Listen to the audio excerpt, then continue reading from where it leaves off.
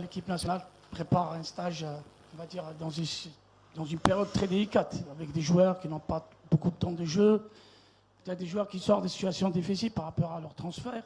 On aurait peut-être pu voir d'autres joueurs dans cette sélection. On ne voit pas Fawzi Roulem, qu'on dit qu'il est définitivement écarté de cette sélection, alors que vous avez déjà dit que c'était faux, mais on dit qu'il a reçu sa convocation dans la liste élargie, toujours pas dans la liste définitive. Et si vous voulez bien nous parler des jeunes qui, comme l'a dit Mehdi, qui éclosent un petit peu en Europe, je parle de la Russie, Ait Nouri, pas mal d'autres jeunes joueurs qui peuvent prétendre à une sélection. Bon, cette opportunité pour parler un petit peu, quand on parle de la liste, pas de souci, on va y revenir là-dedans dans les détails dont tu as parlé, à savoir si tous les joueurs dont tu as cité, mais je prends cette opportunité pour parler de manière générale. Vous avez, évidemment, c'est peut-être pas tout le monde, vous et surtout les médias télé et les chaînes privées, vous avez abusé, plus qu'abusé, dans cette, c'est même plus de l'analyse, des listes qui ont pu être sorties. Vous avez touché les personnes, vous avez vraiment touché les personnes, vous avez plus qu'exagéré, et vous êtes mis à ce jeu très facile de rabaisser et de faire en sorte que d'un revers de la main, d'enlever des gens qui ont été au service de cette équipe nationale, qui ont donné à cette équipe nationale et qui sont capables encore de donner. Moi, c'est pas juste parce qu'on a donné à l'équipe nationale que tu as des passe-droits, mais qui sont encore capables de donner. Et au jour d'aujourd'hui, vous allez venir et d'un tour de magie revenir et reparler des listes comme ça. J'ai envie de vous dire que il faut avoir un peu de pudeur. Je ne parle pas de toi, Moumen, hein. J'en fais une règle générale.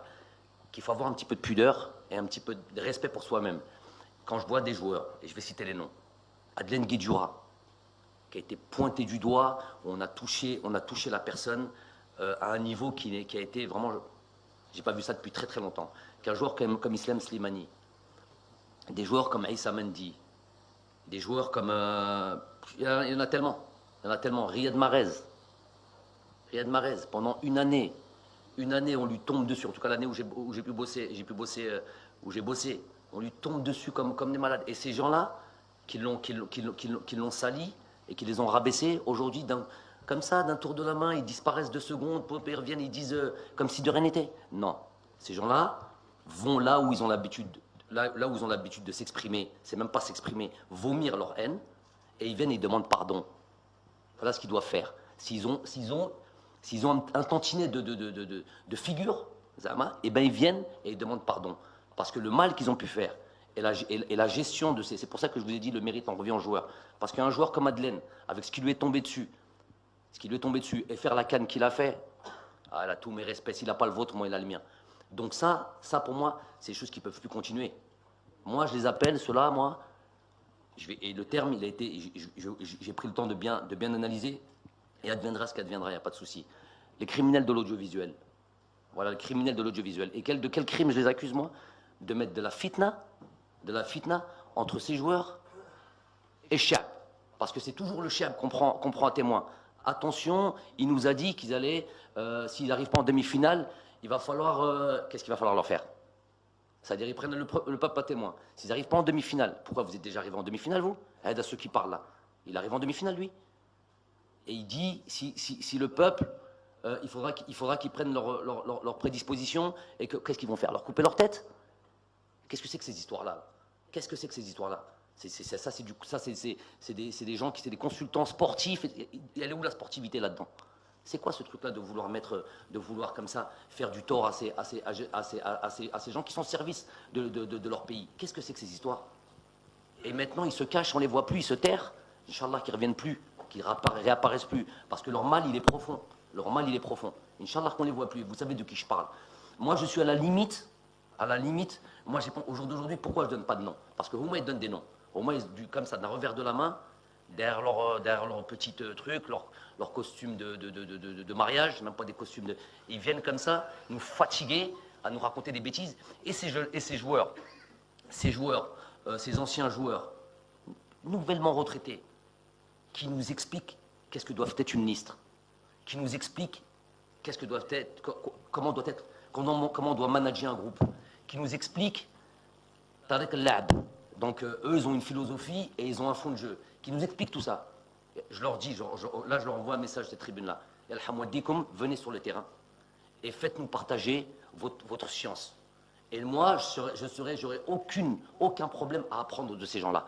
Mais qui viennent sur les terrains. Vous êtes trop jeunes pour aller sur des plateaux et commencer à tirer comme ça, à tout bout de champ, comme si vous n'avez pas été joueur. Venez sur le terrain. Faites votre liste de joueurs. Mettez votre système de jeu en place. Faites-les bien jouer.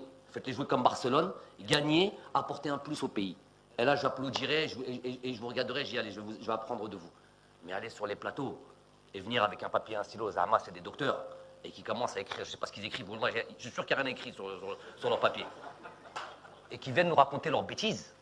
Non, c'est trop facile, c'est trop facile. Et quand le vent tourne là-bas, ils vont avec le vent, et ils truquent, et ils surfent sur la vague, comme si de rien n'était.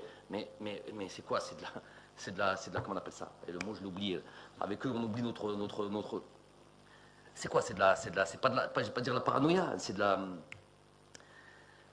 schizophrénie. Moi, quelqu'un a dit ça. Barakallahu fik.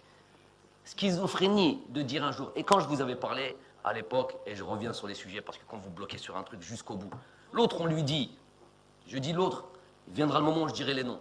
Dès qu'on passera une autre truc, moi aussi je dirai les noms. Maintenant, ça sera comme ça. Qui nous dit que, non, il a dit qu'il va gagner la Coupe d'Afrique. J'ai dit dans toutes les langues, je l'ai rappelé partout. Wallah al-Adim, Bessif, j'ai dit que j'allais gagner la Coupe d'Afrique. Ces personnes-là qui disent ça, et qu'aujourd'hui, ils disent tout le contraire, ça ne peut pas passer comme ça. Wallah, ça ne peut pas passer comme ça. C'est tellement grave. Tout ce Riyad Mahrez qui nous a envoyé dans les étoiles. Sahoulala. Vous étiez tous là. Quand il a truqué, vous avez tous vibré, non? Quand il marque son but contre le Nigeria. Celui-là, il ne sait pas jouer au football. Celui-là, le chien, il faut qu'il l'attende, au cas où ça ne passe pas. Ça passe pas. Ça ne doit plus jamais exister. Ça aussi, c'est quelque chose qu'il faut absolument, absolument changer. Et je répète, moi, c'est là où je mets le doigt. Tous ces nouvellement retraités, allez sur les terrains et apprenez-nous comment on doit jouer au football. Et on apprendra de vous et vous apporterez quelque chose à votre pays. Restez pas sur les plateaux comme ça, critiquer.